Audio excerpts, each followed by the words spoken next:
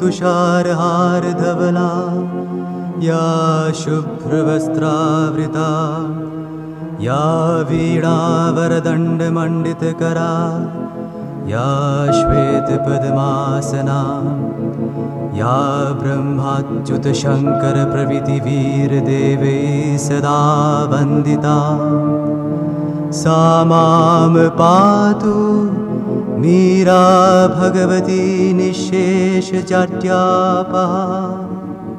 ॐ सर्वगणे सर्ववरदे सर्वदुष्टभयङ्करी सर्वदुःखहरे देवी महामीरा नमोऽस्तुते। सिद्धिबुद्धिप्रदे देवी भुक्तिमुक्तिप्रदायिनी मन्त्रमूर्ते सदा देवी महामीरा नमोऽस्तुते। आद्यन्तरहिते देवी आद्यशक्ते महेश्वरी योगदे योगसम्भुते महामीरा नमोऽस्तुते महामीरा नमोऽस्तुते।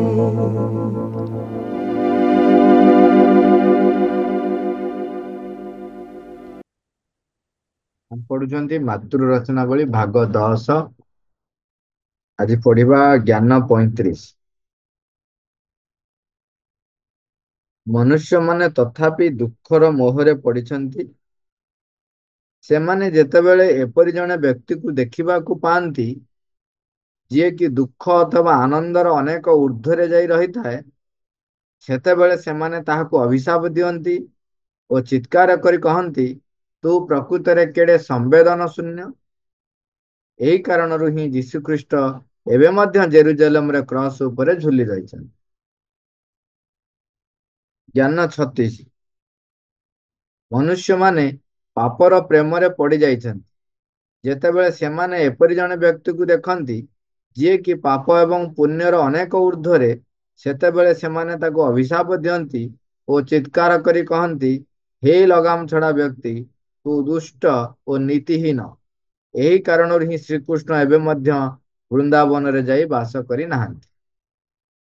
ଦୁଇଟି ଯାକ ଜ୍ଞାନକୁ ଏକା ସାଙ୍ଗରେ ମା ଆଲୋଚନା କରିଛନ୍ତି। ଦୁଇଟା ଯାକର ପ୍ରଥମେ ଯୋଉଟା କହିଲେ ଯେ ସାଧାରଣତଃ ସମସ୍ତେ ଦୁଃଖକୁ କେତେ ଭଲ ପାଆନ୍ତି ଏ ସଂସାରରେ, ଏବଂ ଯୋଉ କୌଣସି ବ୍ୟକ୍ତିଙ୍କୁ ଯଦି ଦେଖିଲେ ଯିଏକି ଦୁଃଖ ଏବଂ ଆନନ୍ଦର ଊର୍ଦ୍ଧ୍ୱରେ, ଲୋକେ ତାଙ୍କୁ ଗ୍ରହଣ କରିପାରନ୍ତିନି, ସ୍ୱୀକାର କରିପାରନ୍ତିନି। ଲୋକେ କୁହନ୍ତି ଯେ ସେ ଗୋଟେ ସମ୍ବେଦନ ଶୂନ୍ୟ ମଣିଷ, ପଥର ହୃଦୟ, ପାଷାଣ ହୃଦୟ ଯୋଉ କହନ୍ତିନି, ତାର ପାଷାଣ ହୃଦୟ, ସିଏ ମଣିଷ ମାନଙ୍କ ଭିତରେ ରହିବା ପାଇଁ ଅଯୋଗ୍ୟ।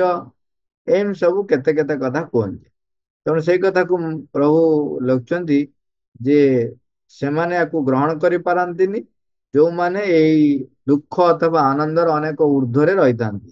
ସେତେବେଳେ ସେମାନେ ତାକୁ ଅଭିଶାପ ଦିଅନ୍ତି ଆଉ ଚିତ୍କାର କରି କହନ୍ତି। ଏଠି ଅଭିଶାପ ଦିଅନ୍ତି, ଚିତ୍କାର କରି କହନ୍ତି ମାନେ ତା ବିରୁଦ୍ଧରେ ଠିଆ ହୁଅନ୍ତି, ତାକୁ ଏଣୁ ତେଣୁ କଥା କୁହନ୍ତି, ଥଟ୍ଟା ତାମସା କରନ୍ତି, ବହୁତ କଥା କୁହନ୍ତି। କି ବେଳେ ବେଳେ କହନ୍ତି ବେଶୀ ଦେଖେଇ ହଉଛି, ଆଉ ଅତି ସିଆଣିଆ, ଏମିତି ସବୁ କେତେ କେତେ କଥା କୁହନ୍ତି। ଏବଂ ଏଠି ଯୋଉଟା କହିଲେ ଯେ ଆମେ ଦୁଃଖର ମୋହରେ ପଡିଛୁ, ସବୁବେଳେ କେତେଟା ଜାଗାରେ ଆପଣ ଦେଖିବେ, ସବୁ ଜାଗାରେ ଦେଖନ୍ତୁ, ଯଦି ଘରେ ସମସ୍ତେ ନୀରବରେ ରହିଯାଇଥିବେ, ସେତେବେଳେ ଲୋକ କହିବେ କଣ ଘରେ କିଏ କୁଆଡେ ନାହାନ୍ତି, ପାଟିତୁଣ୍ଡ କିଛି ହଉନାହିଁ, କୁଆଡେ ସବୁ ଗଲେ। ଭଲ ଲାଗେ। ଇଏ ଗୋଟେ ଯେମିତି ଗୋଟେ ଛୋଟ କଥାଟି, ସେମିତି ଆପଣ ଦେଖିବେ, ମନେ କରାଯାଉ ଜଣଙ୍କ ଘରେ ଆଉ ଗୋଟେ ଦୁର୍ଘଟଣାଟେ କଣ ଗୋଟେ ହେଇଛି, ଜଣେ କିଏ ଚାଲି ଯାଇଛନ୍ତି, ଏବଂ ସେଠି ଆପଣ ଦୁଃଖ ନକରି ଠିଆ ହେଇଥିବେ ଏବଂ ଅନ୍ୟ କାମ ଯାହା ଯେମିତି କରିବା କଥା କରୁଥିବେ। ସେଇଠି ଲୋକ ଆପଣଙ୍କୁ କହିବେ କେତେ ଗୋଟେ ପାଷାଣ ହୃଦୟଟା, ତା ବାପା ଚାଲି ଯାଇଛି କି ତା ମାଟା ଚାଲି ଯାଇଛି, ଦେଖ ନା କିଛି ନାହିଁ ତାର, ନା ଚିନ୍ତା ନାହିଁ କି ଦୁଃଖ ନାହିଁ, ଦେଖ ସେ ସେମିତି ବିନା ଇଏରେ ଗୋଟେ କାନ୍ଦ ନାହିଁ, ଦୁଃଖ ନାହିଁ। ମାନେ ଲୋକ ଗ୍ରହଣ କରିପାରନ୍ତିନି, ତାକୁ ଗ୍ରହଣ କରିପାରନ୍ତି। ଆଉ ଗୋଟେ ମଜା କଥା କହନ୍ତି ଯେ ଆମେ ଯେତେବେଳେ ଗୋଟେ ଫିଲ୍ମ ଦେଖୁ ସେତେବେଳେ ଦୁଃଖ ସିନ୍ ପଡିଲା ବା କାନ୍ଦ ସିନ୍ ପଡିଲା ଆମେ କାନ୍ଦି ପକେଇଲୁ, ଦୁଃଖ ପୁରା ଆଖିରୁ ଛଳ ଛଳ ଲୁହ ହେଲା। ଯେତେବେଳେ ମାଡ ଗୋଳ ଲାଗୁଥାଏ ଆମର ବି କହୁଥାଏ, ମାର ମାର କଷିକି ମାର ମାର। ଆଉ ଯଦି ଯେମିତି କହନ୍ତିନି ଭିଲିଆନ ଯଦି ବାହାରି କଣ କଲା, ଏଡି ଗନ୍ଧିଆ ଲୋକଟା ଇଏ, ସବୁ କହନ୍ତି। କିନ୍ତୁ ସେଠି ଦିଟା କଥା ଦେଖିବେ, ସେମାନେ ଯେତେବେଳେ ଫିଲ୍ମରୁ ବାହାରିକି ଆସିବେ, ଓହ ଫିଲ୍ମଟା ବହୁତ ବଢିଆ ହେଇଛି। ଆମ ଏପଟରେ କହନ୍ତିନି, କଥାରେ କୁହନ୍ତି, ମାନେ ମନ ଦୁଃଖ କରିକି କାନ୍ଦି କାନ୍ଦିକି ଆସୁଥିବେ, ଇମୋସନାଲ ଫିଲ୍ମ, ଓହ ବଢିଆ ଫିଲ୍ମଟା, ଏତେ ଇମୋସନାଲ ଫିଲ୍ମଟା ଯେ। ତେଣୁ ମଜାରେ କୁହାଯାଏ, ଯଦି ତମକୁ ଫିଲ୍ମରେ ଦୁଃଖଟା, ସେ ଯୋଉ ଇମୋସନାଲ ଦୁଃଖ ଯଦି ଏତେ ଖୁସି ଲାଗୁଛି, ତେଣୁ ଭଗବାନ କହନ୍ତି ତାହେଲେ ଥାଉ, ତୋ ଜୀବନରେ ବି ସେ ଇମୋସନାଲ ଜିନିଷ ଥାଉ, ତୁ ସବୁବେଳେ ଏମିତି କାନ୍ଦୁଥା, ଦୁଃଖ କରୁଥା, ସମବେଦନା ତତେ କିଏ ଦଉଥାଉ, ସହାନୁଭୂତି କିଏ ଦଉଥାଉ। ତେଣୁ ଆମ ମାନେ ଥଟାରେ କୁହାଯାଏ, କିନ୍ତୁ ଆପଣ ଦେଖନ୍ତୁ ଆମ ସମସ୍ତଙ୍କର ଦୁଃଖ ଏବଂ ଅ, ଏଇ ଯୋଉ ମାନେ ନିମ୍ନ ଜଗତର ଗତିବିଧି ସହିତ ଆମର ଭଲ ପାଇବାଟା କେତେ ଦୃଢ ହେଇକି ଥାଏ। ଆମେ ସେଥିରୁ ଉର୍ଦ୍ଧ୍ୱକୁ ଉଠି ଯିବା ପାଇଁ କେବେ ଚାହୁଁନା। ଯଦି କିଏ ଉର୍ଦ୍ଧ୍ୱକୁ ଉଠି ଯାଇକି କହିଲା, ହୁଏତ ଆମେ ତାକୁ ବୁଝି ପାରିନଥାଉ, କିମ୍ବା ତା ବିରୁଦ୍ଧରେ ପୁରା ଗୋଟାପଣେ ଲାଗିଯାଉ, ଗୋଟାପଣେ ଲାଗିଯାଉ। ଆମେ ଦେଖୁଛୁ ସମସ୍ତେ ମନୁଷ୍ୟ ଜଗତରେ ଦେଖିବେ, ଯିଏ ଆପଣଙ୍କ ପାଇଁ ସବୁ କିଛି କରିଦେଲା, ହଁ ବଢିଆ ଲୋକଟା, କେତେ ଭଲ ଲୋକ। ଯୋଉ କଥାଟିଏ ମନେ କରାଯାଉ, ଆପଣ ଗୋଟେ ଅଫିସ କୁ ଗଲେ, ସେ ଅଫିସରେ ଆପଣଙ୍କର ଜଣେ ଚିହ୍ନା ଲୋକ ଅଛି, ଲାଇନରେ ଲୋକ ସମସ୍ତେ ଠିଆ ହେଇଛନ୍ତି, ଏବଂ ସିଏ ବେଲାଇନରେ କୌଣସି ବ୍ୟକ୍ତିଙ୍କୁ ଆସିବାକୁ ସୁଯୋଗ ଦଉନାହାନ୍ତି। ଏପରିକି ନିଜ ଚିହ୍ନା ଲୋକ ହେଇକି ଆପଣଙ୍କୁ ସେ ଦେଖିଲେ, ଜାଣିଲେ, ଭାରି ଖୁସି ହେଲେ, କିନ୍ତୁ ସେ ଆପଣଙ୍କୁ କହିଲେ ଆପଣ ଲାଇନରେ ଆସନ୍ତୁ, ମୁଁ କାମ କରିଦେବି। ଆପଣ ସାଙ୍ଗେ ସାଙ୍ଗେ କଣ ଜବାବ ଦିଅନ୍ତି? ଅ- ଗୋଟେ ପାଇଯାଇଛି ଚାକିରି ବୋଲି, ଚିହ୍ନିଲା, ଦେଖିଲା, କଥା ହେଲା, ତା ଗଉଁ କେତେ ଦେଖ, ଆଉ ଏତିକି ଟିକେ ସହଯୋଗ କଲାନି, ଲାଇନରେ ଏମିତି ଆସି ଠିଆ ହେଇ ହେଇ ଏତେ ସମୟ ଲାଗିଲା। ସେଇ ବ୍ୟକ୍ତି ଯଦି ଆପଣ ଯାଉ ଯାଉ ଶୃଙ୍ଖଳା ଭାଙ୍ଗି ଆପଣଙ୍କ କାମ ହାତ ପୁରା କରିକି ଏପଟେ ବୁଲେଇକିରି କାମ କରି ଦେଲା, ଆମେ ଆସି ପ୍ରଶଂସା କରୁ, କେତେ ବଢିଆ ଲୋକଟେ, ଯାଉ ଯାଉ ସାଙ୍ଗେ ସାଙ୍ଗେ ମୋ କାମ ସବୁ କରିଦେଲା।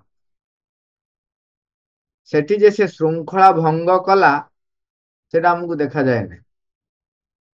ଆଉ କିଏ ଯଦି ସେମିତି ଶୃଙ୍ଖଳା ଭଙ୍ଗ କୋଉଠି କରିଥାଏ, ଆମେ ଯେତେ ପ୍ରକାର ଗାଳି ଦେଇ ହବ, ତାକୁ ଗାଳି ଦେଇ, ତା ପରିବାରକୁ ଗାଳି ଦେଇ, ସିଷ୍ଟମକୁ ଗାଳି ଦେଇ, ସରକାରକୁ ଗାଳି ଦେଇ, ଏଇ ପ୍ରକାର ଲୋକ ରହିଛନ୍ତି, ନିଜ ଲୋକ ପ୍ରିୟ ପ୍ରୀତି ପୋଷଣ କରୁଛନ୍ତି, ତାଙ୍କର ଏହା ସେୟା ଇତ୍ୟାଦି ଇତ୍ୟାଦି, ଏତେ ପ୍ରକାରର ମାନେ ଭାଷଣ ଦଉଛେ କହିଲେ ନା ସେ। ଏଇ ହଉଛି ଆମ ପାଖରେ ସମସ୍ୟା।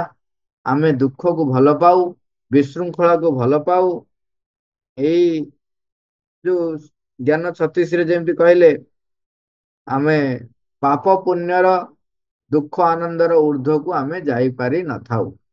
ତେଣୁ ଆମ ଜୀବନରେ ସେଥିପାଇଁ ଏବେ ବି ଦୁଃଖ ରହିଛି, ସମସ୍ୟା ରହିଛି। ମା କହୁଛନ୍ତି, ପୃଥିବୀକୁ ଆସିବା ସମୟରେ ଯୀଶୁ ଖ୍ରୀଷ୍ଟ ଭ୍ରାତୃତ୍ୱ, ପ୍ରେମ ଓ ଶାନ୍ତିର ବାର୍ତ୍ତା ନେଇ ଆସିଥିଲେ। ମାତ୍ର ତାଙ୍କୁ କ୍ରୁଶବିଦ୍ଧ ହୋଇ କେତେ ଯନ୍ତ୍ରଣା ଭିତରେ ମରିବାକୁ ପଡିଲା। ତାଙ୍କର ସନ୍ଦେଶକୁ ଜଗତବାସୀ ଶୁଣିବେ ବୋଲି ତାଙ୍କୁ ଏପରି କରିବାକୁ ପଡିଲା। କାରଣ ମନୁଷ୍ୟମାନେ ଦୁଃଖକୁ ଭଲ ପାଆନ୍ତି, ଘୃଣାକୁ ଭଲ ପାଆନ୍ତି, ଏବଂ ସେମାନଙ୍କର ପ୍ରଭୁ ମଧ୍ୟ ସେମାନଙ୍କ ସହିତ ଦୁଃଖ ଭୋଗ କରନ୍ତୁ ବୋଲି ଇଚ୍ଛା କରିଥାନ୍ତି। ଯୀଶୁଖ୍ରୀଷ୍ଟ ଆସିଥିବା ସମୟରେ ସେମାନେ ତାହା ହିଁ ଇଚ୍ଛା କରିଥିଲେ, ଏବଂ ତାଙ୍କର ଯାବତୀୟ ଶିକ୍ଷା ଓ ଆତ୍ମତ୍ୟାଗ ସତ୍ତ୍ୱେ ସେମାନେ ଆଜି ମଧ୍ୟ ତାହା ହିଁ ଇଚ୍ଛା କରୁଛନ୍ତି। ତେଣୁ ଏଠି ଯୋଉ ଆମେ ଦୁଃଖକୁ ଭଲ ପାଉଛୁ, ପାପକୁ ଭଲ ପାଉଛୁ, ଆମର ତା ପ୍ରତି ଯୋଉ ଆସକ୍ତି ରହିଛି, ସେଥିପାଇଁ ସେ ବର୍ଣ୍ଣନା କରୁଛନ୍ତି, ପ୍ରତୀକାତ୍ମକ ଭାବେ ଯୀଶୁଖ୍ରୀଷ୍ଟ ଏବେ ବି କ୍ରସରେ ଝୁଲିକି ଅଛନ୍ତି। କୃଷ୍ଣ ମଧ୍ୟ ମୁକ୍ତି ଏବଂ ଆନନ୍ଦର ସନ୍ଦେଶ ବହନ କରି ପୃଥିବୀକୁ ଆସିଥିଲେ। ଆପଣା ପ୍ରକୃତିର, ଆପଣାର ନାନା କାମବେଗ ଏବଂ ଭ୍ରମର ଦାସ ହୋଇ ରହିଥିବା ମନୁଷ୍ୟମାନଙ୍କ ପାଇଁ ଏହି ଘୋଷଣା କରିବା ସକାଶେ ଆସିଥିଲେ ଯେ ଯଦି ସେମାନେ ସର୍ବୋଚ୍ଚ ପରମ ପ୍ରଭୁଙ୍କର ଶରଣାଶ୍ରୟୀ ହୋଇପାରିବେ ତେବେ ସକଳ ବନ୍ଧନ ତଥା ପାପରୁ ମୁକ୍ତ ହୋଇ ବାହାରି ଆସି ପାରିବେ। ମାତ୍ର ମନୁଷ୍ୟମାନେ ଆପଣାର ପାପ ଓ ପୁଣ୍ୟ ଗୁଡାକ ସହିତ ଭାରି ଲିପ୍ତ ହୋଇ ରହିଥାନ୍ତି। ଲୋକଙ୍କୁ ଏଇଟା ଭଲ ଲାଗେ। ସେମାନେ ଆପଣାର ପାପ ଗୁଡାକୁ ଭଲ ପାଉଥାନ୍ତି ଏବଂ କେହି କେହି ବ୍ୟକ୍ତି ମୁକ୍ତ ହୋଇ ଯାବତୀୟ ଭ୍ରମର ଊର୍ଦ୍ଧ୍ୱରେ ରହୁ ବୋଲି ସେମାନେ କଦାପି ସହ୍ୟ କରିପାରନ୍ତି ନାହିଁ। ସେ ଯୋଉ କାହାଣୀଟି ପୁରୁଣା କାହାଣୀ, ଯୋଉ ବୟସ୍କା ଭଦ୍ର ମହିଳା ଯେତେବେଳେ କାଠ ବୋଝ ଉଠେଇ ପାରୁନାହାନ୍ତି ଜଙ୍ଗଲରେ କହୁଛନ୍ତି ଜମଟା ତାକୁ ଦେଖା ଯାଉନି, ତା ଆଖି ଫୁଟିଗଲାଣି, ଆଉ ଏ ବୟସ ଆସି ମୋର କେତେ ହେଲାଣି, ଦହ ଗଞ୍ଜ କରି ମାରୁଛି, ମତେ ନେଇଯାଉନି। କିନ୍ତୁ ସେଇ ସମୟରେ ଯମ ଆସି ଯେତେବେଳେ ତାଙ୍କ ଆଗରେ ଠିଆ ହେଇଯାଇଛନ୍ତି ତାଙ୍କୁ କହୁଛନ୍ତି ଆସେ ତୁ ଡାକୁଥିଲୁ ମୁଁ ଯିବି ନେଇଯିବି, ସେତେବେଳେ ସେ ତାଙ୍କୁ କଣ କହୁଛନ୍ତି, ଆଇଲୁ ଆଇଲୁ ଭଲ କଲୁ, ଟିକେ କାଠ ବୋଝଟା ଟିକେ ମୁଣ୍ଡକୁ ଉଠେଇଦେଲୁ। ଆଇଲୁ ଆଇଲୁ ଭଲ କଲୁ, କାଠ ବୋଝଟା ଟିକେ ମୁଣ୍ଡକୁ ଉଠେଇଦେଲୁ। ଯମ କହୁଛନ୍ତି ଆଲୋ ତୁ ବା ମତେ ଡାକୁଥିଲୁ, ମୁଁ ସତରେ ଯମ ଆସିଛି, ମୁଁ ତ ପ୍ରାଣ ନେଇକି ଯିବି। ସେ କିନ୍ତୁ ଶୁଣିଲା ନାହିଁ ଏବଂ କହିଲା କାଠଟା ବୋଝକୁ ମୁଣ୍ଡ ଉଠେଇ ଦିଏ ଆଉ ଥଟା ତମସା ମୋ ସହିତ କରନା ନହେଲେ ପଳାଏ। ତାପରେ କାଠ ବୋଝଟି ମୁଣ୍ଡକୁ ଉଠେଇ ଦେଇଛନ୍ତି। ଗଲା ବେଳେ ସେ ଆଗକୁ ଯାଇ କହୁଛି ଏଇଟା କି ଯମ ବା, ଆକୁ କିଏ ଯମ କଲା ବା? ଯଦି ସତ ସତିକା ଯମ ହେଇଥାନ୍ତା ତାର ଏତିକି ଟିକେ ବୁଦ୍ଧି ନାହିଁ, ତାର ଟିକେ ସାଧାରଣ ଜ୍ଞାନ ନାହିଁ। ମୁଁ ମୋ ନାତି ବାହାଘର ଦେଖିନାହିଁ, ଇତ୍ୟାଦି ଇତ୍ୟାଦି କେତେ କେତେ କଥା କହିଗଲା। ଏତେ ଶୀଘ୍ର ଆଇଛି ମତେ ନବା ପାଇଁ, ଆଉ ଥଟ୍ଟା ବି ବୁଝି ପାରୁନି। ଲୋକ ଏପର୍ଯ୍ୟନ୍ତ ବି ସେଇ ଦୁଃଖ ଯନ୍ତ୍ରଣା ରହିଛନ୍ତି, କିନ୍ତୁ ସେ ଦୁଃଖ ଯନ୍ତ୍ରଣାକୁ ଏତେ ଭଲ ପାଆନ୍ତି ଯେ ସେଥିରୁ ମୁକ୍ତ ହବା ପାଇଁ ସେମାନେ ଚାହାନ୍ତି ନାହିଁ। ତେଣୁ ତାଙ୍କ ଜୀବନରେ ସେଇ ଦୁଃଖ ସମସ୍ୟା ଚିରଦିନ ପାଇଁ ରହିଥାଏ। ଏଇଠି ଆଉ ଗୋଟେ କଥା, ଯୋଉ ଶୃଙ୍ଖଳାକୁ ଭଲ ପାଇବା ଏବଂ ଦୁଃଖ ଏବଂ ଆନନ୍ଦର ଊର୍ଦ୍ଧ୍ୱରେ ରହୁଥିବା ବ୍ୟକ୍ତିକୁ ସତରେ ଲୋକ ଗ୍ରହଣ କରିପାରନ୍ତି ତ? ଗୋଟେ ଗପଟିଏ ରହିଛି। ଜଣେ ରାଜା ଥିଲେ, ସେ ଭାରି ପ୍ରଜାବତ୍ସଳ ଏବଂ ନୀତିବାନ ମଧ୍ୟ। ନ୍ୟାୟସଙ୍ଗତ ଭାବରେ ସେ ବିଚାର କରନ୍ତି। ଦିନେ ଜଣେ ବ୍ୟକ୍ତି ଆସି ତାଙ୍କ ପାଖରେ ଅଭିଯୋଗ କଲେ ଯେ ଏ କହିଲେ ମହାରାଜ ଗୋଟେ ବହୁତ ବଡ ଅସୁବିଧାରେ ପଡିଛି, କିନ୍ତୁ ମୁଁ ଆପଣଙ୍କୁ କହିବା ପାଇଁ ସଂକୋଚ ବୋଧ କରୁଛି।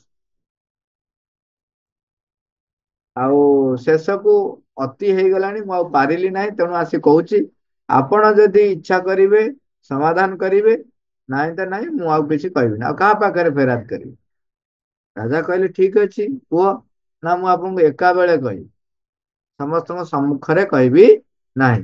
ତେଣୁ କଣ ହେଲା, ହଉ ଠିକ ଅଛି। ରାଜାଙ୍କୁ ଯେତେବେଳେ ଏକାକୀରେ ତାଙ୍କୁ ଭେଟ କଲେ, ସିଏ କହିଲେ ଏ ରାଜ୍ୟର ଜଣେ ମାନ୍ୟଗଣ୍ୟ ବ୍ୟକ୍ତି ଯାହାଙ୍କ ପାଖରେ ପହଞ୍ଚିବା କଷ୍ଟ, ସେ ବ୍ୟକ୍ତି ମୋ ଝିଅକୁ ହଇରାଣ କରୁଛି।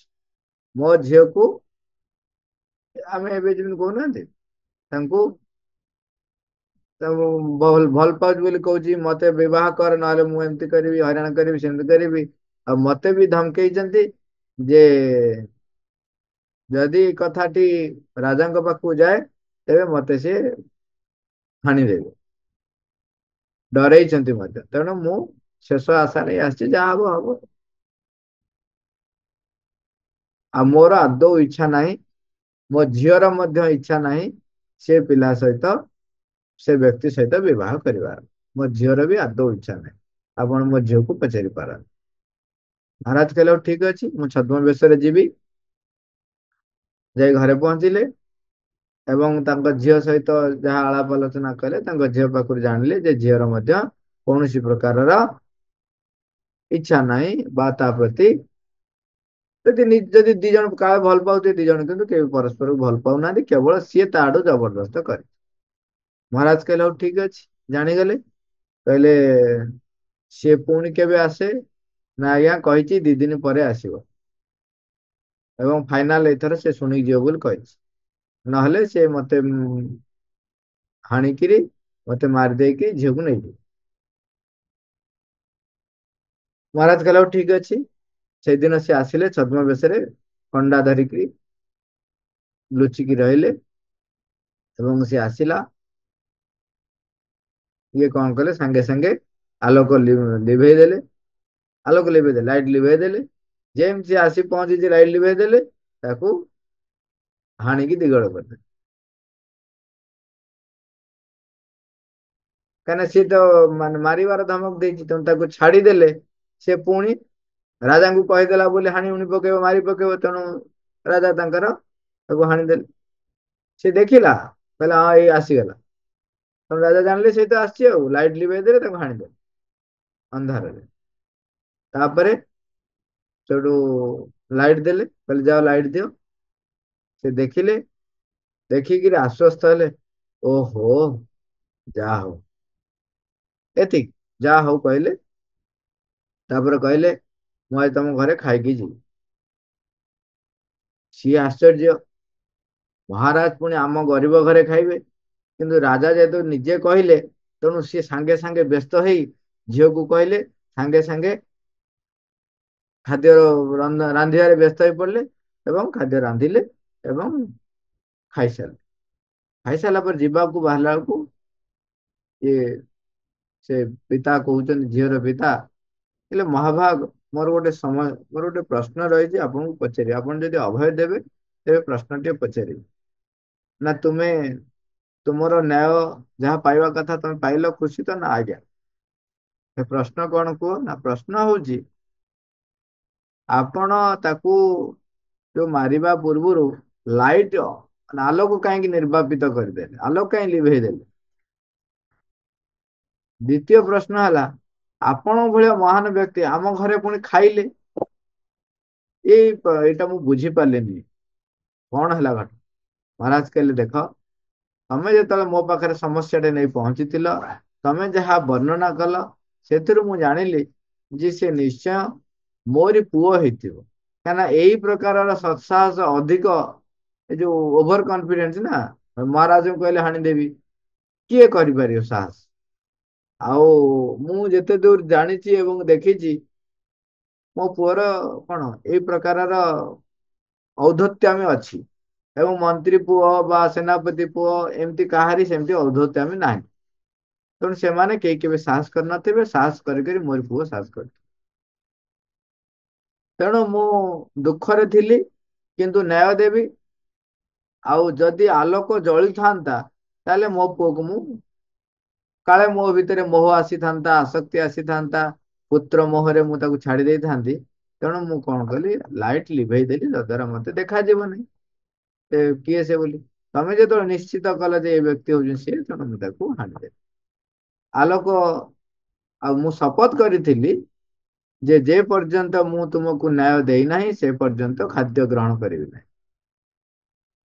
ମୁଁ ତ ଭାବିକି ରଖିଛି ମୋରି ପୁଅ କରିଛି, ତେଣୁ ମୁଁ ତାକୁ ହାଣିବି ଆଉ। ତେଣୁ ଏଇଠି ସିଏ ଏ ସବୁର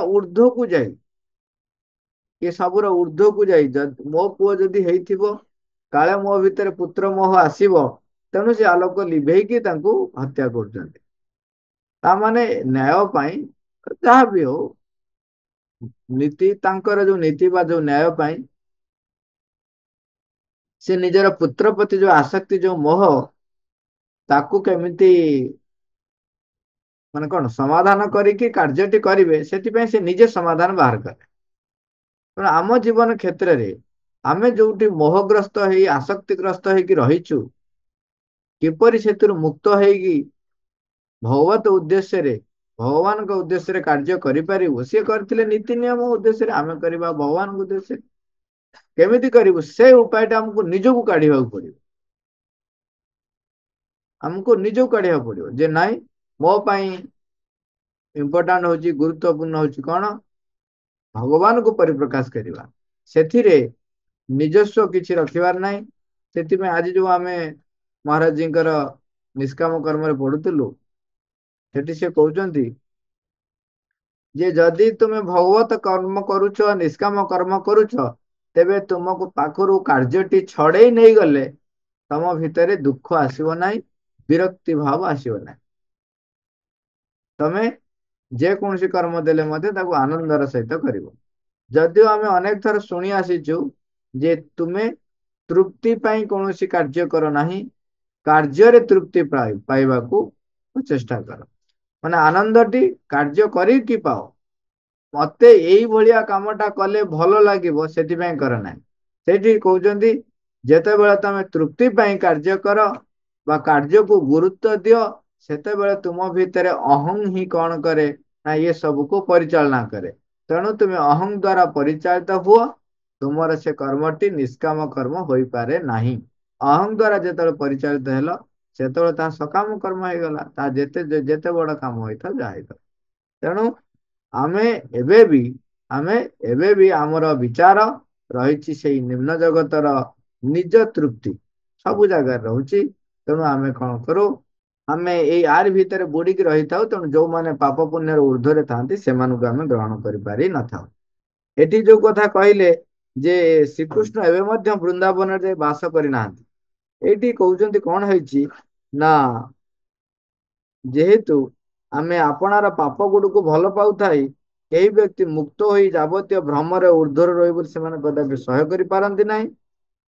ତାପର ଜ୍ଞାନ 37 ବି ରହିଛି। କେହି କେହି କହନ୍ତି କୃଷ୍ଣ ପ୍ରକୃତରେ ପୃଥିବୀକୁ ଆସିନଥିଲେ, ସିଏ କେବଳ ଏକ କଳ୍ପନା ମାତ୍ର।